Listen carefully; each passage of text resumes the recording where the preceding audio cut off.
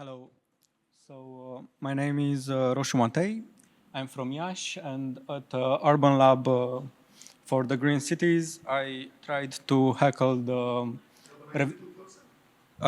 to heckle the revitalization of industrial heritage. Together with my colleague Budnarașu Maria, we are architecture students in the 6th year in Iași, and we are passionate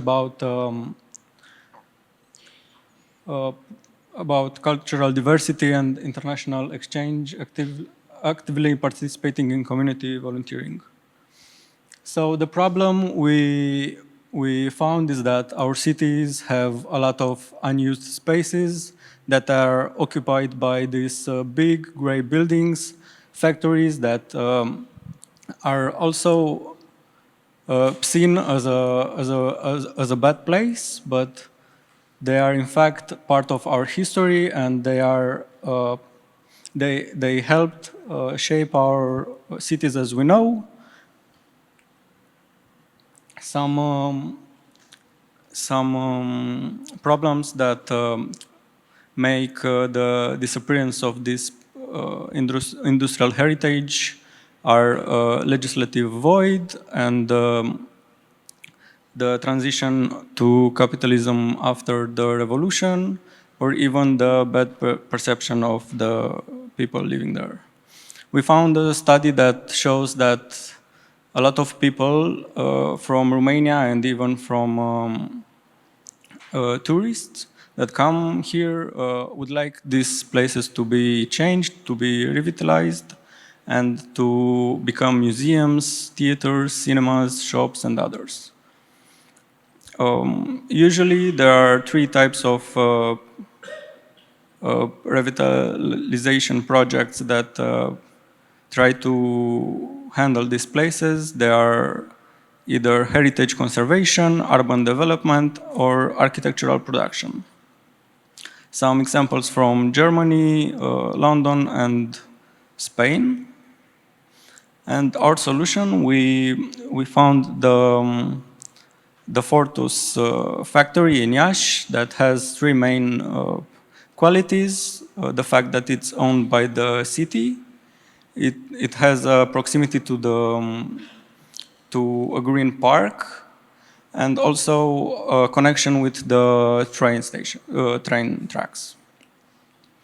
We want that place to become a hub for exhibition spaces, food markets, restaurants, local shops, and the main steps that we want to take are the first step is trying to make that place visible for the people, trying to bring artists and make them showcase their work on that ground. And I think that's the most important. Then after the public wants to spend time in that place, the city can find ways to bring investors in and help improve that space even more. One of the most important things was, most important ideas was that we could use the train tracks to help bring, for example, the food for the shops with that train and help them use less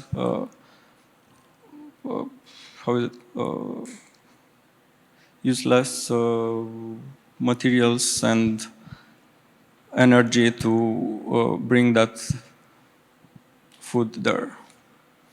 The replicability of this project is huge because all the cities in our country have this kind of places, and a lot of them are connected to train tracks, and also there are a lot of artists that need these kind of places to exhibit their work. Business model, we would like a partnership between private and public. We thought about a partnership with the train company, CFR, of course, because that was our main selling point. And as a budget, we imagined that the only the first part of this idea is manageable, because we need to see if other people want to spend time there after, and for that we imagine only the money for the cleaning and safety of that space and marketing. Thank you for your time. Thank you very much and congratulations. It's great to see industrial heritage at the heart of climate neutrality. Next, I'd like to invite a project that worked on rehabilitating the Valui River, EcoFriends. Welcome to the stage. A round of applause. Thank you. Hello, I'm delighted to have you here today. Thingy? Yeah. All right. I'm representing the team EcoFriends from Iași, which is composed by myself. And I was interested in the problems of mobility in the city. Alexandra, which was interested in the pollution of water and air pollution in the city. And then Irina wanted to involve the community more. Having these three problems, we took them separate. We figured out that the river is constantly polluted, either with industrial debris or with garbage. That the river banks have been made with concrete in the city center to prevent erosion, but that contributes to the urban heat island effect. And there is a flooding risk at the end of the river. Then, for the mobility, we found out that the bike lanes are not sufficient for the city, and that the main roads where to cross with the bike are alongside the riverbanks, but they are interrupted, as you can see on the western side. That there are 6 bridges for cars, 3 dedicated bridges for pedestrians, and other 3 improvised bridges. So there is a need of the community to cross the river more often. As the green infrastructure, it is mainly focused on the Copo and Palace zones. There is a lack of green spaces on the outskirts of the city, so many neighborhoods don't have access to green spaces. And then the presence of water, of the Bahlui River, isn't really valued either aesthetically or ecologically. There are some solutions already that helped us figure out our response. In Switzerland, they have shown us through the EIRE project that the meandering river helps rehabilitate the ecology of the river a lot, so not to have it straight. Then Cluj-Napoca has shown us that facing the river has lots of benefits, cultural benefits, ecological mobility benefits. And then there had been around proposals for the Bahlui, but they were a bit too brave, trying to make it navigable. As it has been mentioned before, the EBRD already tried to... So Iași is trying to check these tasks to extend vegetation along riverside, to make the green spaces more available, etc. Our solution is based on 5 main points, which is to improve the strategy, the blue-green infrastructure, because it is not valued, there is no vegetation alongside the riverbanks. Then to put a green roof system above the concrete walls to improve, to reduce phonic pollution levels. Then some modules that keep the trash that goes with the river, and filters through algae, filters the water and purifies it, and is to a way of crossing the bridges, to collect, to make programs that gather the neighborhoods to plan and design and build urban furniture, and then to connect all those places with permeable walkways.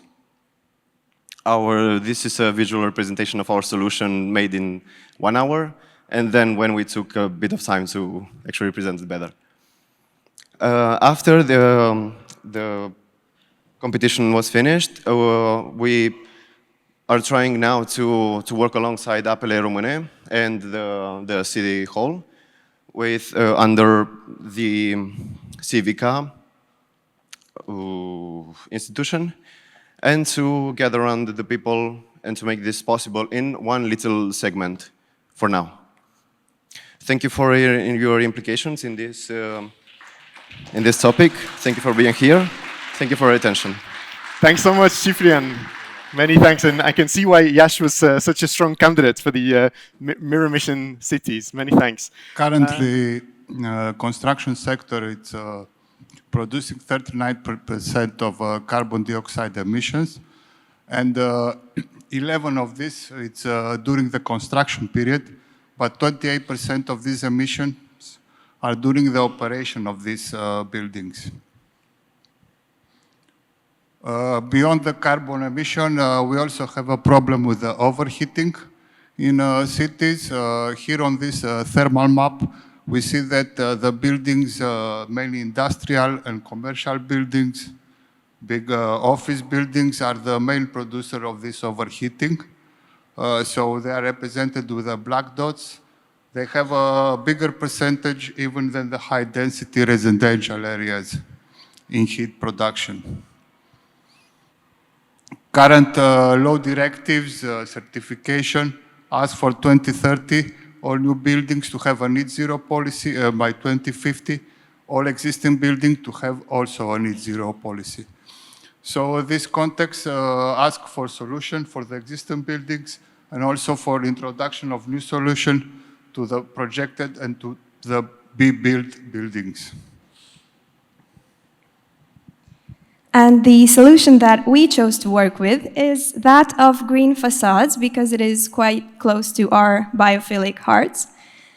There have been a great number of studies that have inquired the effects of these green facades and living wall systems and their effect on the built environment. So not only do they provide natural shading and reduce surface temperature, but they also actually improve the energy performance of building, increase air quality, and provide a more pollinator-friendly urban environment and ecosystem.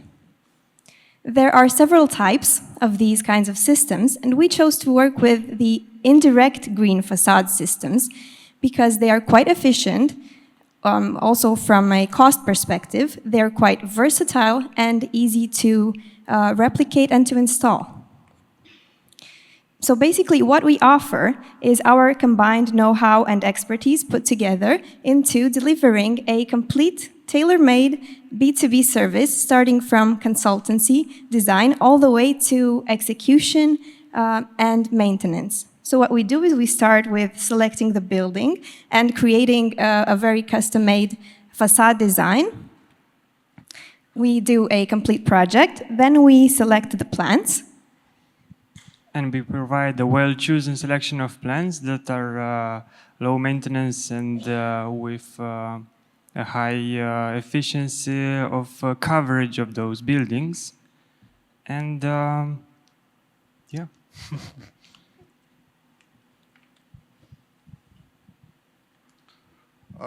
With our low-cost installation, we can also install monitoring sensors and start acquiring data about the effect of the installation so we can prove the green effect on it.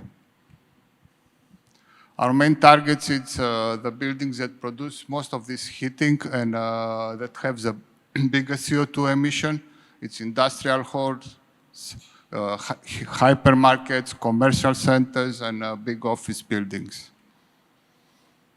Our competitive advantage it is that this sector of vertical works, vertical green works, has not started yet in Romania. We focused on the simplest and most easy to do installation, that of the indirect. It's a safe method. It does not add a substantial weight to the building. It's easy to maintain, reduce carbon footprint and a greenhouse effect, and produces a cleaner air for the residents. Once we do 1-2 pilot on different buildings, and our project can be replicated on similar buildings. Well, thank you very much. Thank you, and we are profoundly grateful to Urbanize Hub for providing us the opportunity to be a small part of the greater M100 story. Thank you. A big thank you. Hello, everybody. We are glad to see you from the scene. We are Andrea and Petru from Sense Movement, the local organization from Bacău Country. And we both have a lot of things in common. We love nature. Petru is a student studying biology at the university. He's a researcher in biodiversity and environmental protection, and he's even teaching at secondary school right now. And about me, I worked in public administration for 4 years now. I studied management in projects, brands, and public institutions. And also I am an anti-corruption and environmental activist and community organizer. Sorry, I have emotions.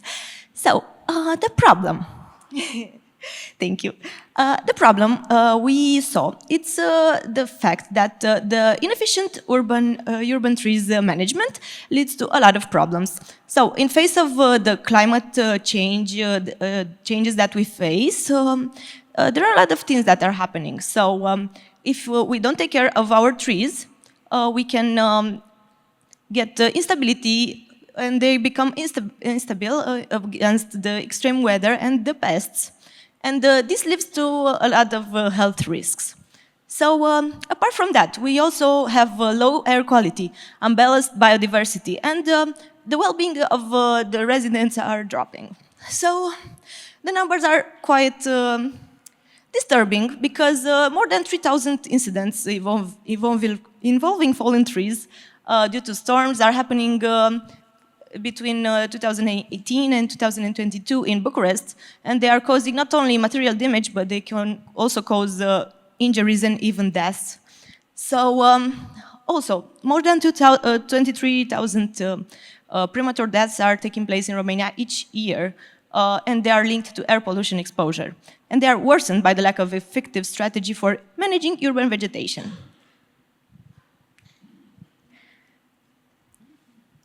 Now, on our market, there are already 2 companies that want to do a part of what we want to do. There is U3, an application that is mostly populated by user-generated data. It is a good tool for enthusiasts about nature, but it doesn't have a real applicability to local authorities. The other one is Forest Design, is a company that uses special technology that scans an entire forest at a time. It is very useful for a local authority, but it does not have any user-generated data. It does not implicate the citizens in any way. We have come with a solution that tries to mix these 2 ideas into one. So, our digital solution wants to make the green spaces registry accessible and actually useful, because we also know that we have these green spaces registries that they usually are not operable. They are in formats that you cannot use. So this will kind of democratize the green space registries. So you will get a map of green spaces. So you can filter and toggle layers, like species, size of their trees, the health state. If you can, I don't know, take fruits from that tree when they are flowering and stuff like that. Even you can view and contribute as a citizen to the information about this existing vegetation. Like you have a tree passport, and you can insert different things about it. So we can all have this image about what is urgent, what is important, what is not well maintained and needs attention. So you can submit reports, and the system will maybe help you with some ideas until the municipality can take lead and solve that problem. You can also adopt a tree or a green space. If you are an individual, an association, a business, you just can take this tree, maybe name it, and take care to be well taken care of. And there is also the learning area where there are best practices and educational resources. So you have this application, you just enter, and it should be really useful for everyone and really easy to use. So basically we have this engagement of the citizens in the development of urban green trees and spaces, and this will create and contribute to a cleaner, safer and more functional city. Our solution includes just really many... briefly, yeah, thanks. Our solution includes many different areas. As you can see, it's a very complete one. Replicability, all we really need is to have 3 pilot cities that adopt this from a... we intend to have a freemium type of well, financial plan, free for the users, but in order to use the data as an authority, you have to pay for a subscription. It is accessible to citizens, essential to authorities. Citizens can have a real impact on their local city, and authorities can respond to their needs fast. Our initial investments, we need technological development, of course, marketing, collaborations, these are initial figures, and recurring expenses, we estimate revenue as well. We thank you very much for your attention. Big thanks and congratulations. Thank you very much. That's great. Thank you. Our final project we're going to hear from today uses AI for safe urban biking. It's Defensive Pedal. You're already here. A round of applause, please. Thank you. Thank you. So, too fast. Defensive Pedal is like Waze, but for safe cycling. And before I tell you what it is, after the UrbanLab competition, we decided this needs to exist. So I quit my well-paid corporate job and am building this right now. So it's a real thing in progress. So we all agree cars are awful. And many people want to cycle, even in Bucharest, but they don't. And the main barrier is that it is very dangerous. So we thought, what can we do besides infrastructure, which is a policy thing, to increase safety? And for driving, an undervalued thing is navigation. One study found that using Google Maps reduced accidents by 30%, but there is no such thing for cycling. Using Google Maps, simply the driving version is awful. It puts you into danger, and bike mode is very little available outside of bike lanes. So we're building it. And the idea is to optimize for safety, not distance, because for me as a cyclist, the quiet residential street behind flats is much better than the 4-lane high-speed boulevard, even though it's 3 minutes longer. And also, you can see hazards and be prepared rather than, poof, there's an intersection with the highway. Our initial target are current cyclists, but the growth target are the many scared cyclists, those who tried once, wound up on Ștefan cel Mare in Bucharest, and never cycled in the city again. And we know who they are.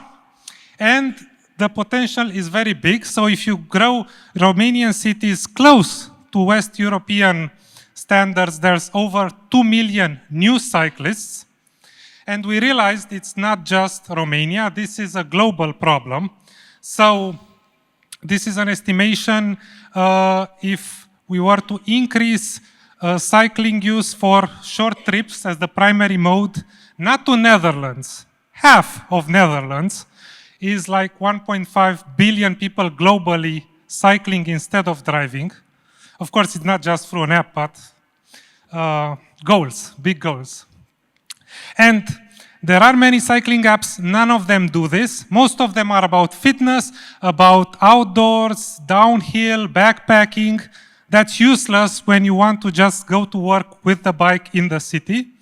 And Google Maps Bike Mode is honestly useful only if you have a lot of bike lanes, otherwise it doesn't use enough data.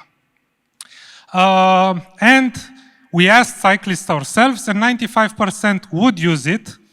And out of about 800 people, over half gave us the email address for beta testing, which is proof they actually want to use it.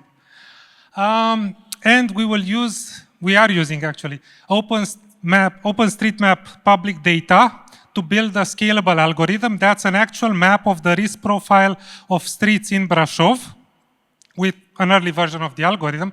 But as we grow, we want to collect data from users and volunteers because there's some critical data that isn't there yet.